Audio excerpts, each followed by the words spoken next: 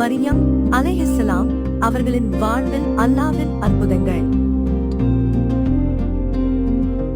மரியம் அலைஹிஸ்ஸலாம் அவர்களின் அற்புத பிறப்பு.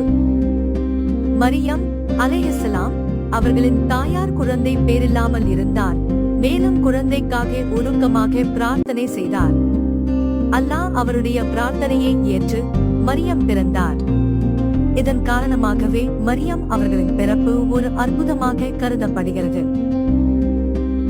إذ قالت امرأة عمران رب إني نذرت لك ما في بطني محررا فتقبل مني إنك أنت السميع العليم.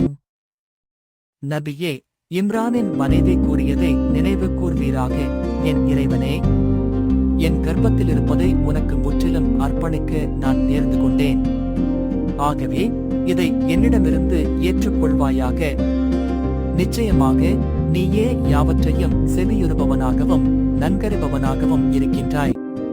திருக்குரான் அத்தியாயம் 3 வசனம் 35. فلما وضعتها قالت رب إني وضعتها أنثى ولله أعلم بما وضعت وليس الذكر كالأنثى وإني سميتها مريم وإني أعيذها بك وذريتها من الشيطان الرجيم. ஆனால் அவளை பெற்றெடுத்த போது, என் இறைவனே, நான் ஒரு பெண்ணையே பெற்றெடுத்திருக்கிறேன் என்று அவள் கூறினாள். அவள் பெற்றெடுத்ததை அல்லாஹ் நன்கறிவான். மேலும் ஆண் பெண்ணை போன்று அல்ல. நான் அவளுக்கு மரியம் என்று பெயரிட்டிருக்கிறேன்.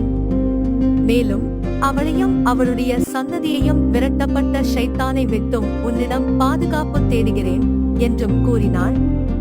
திருக்குரான் அத்தியாயம் 3 வசனம் 36.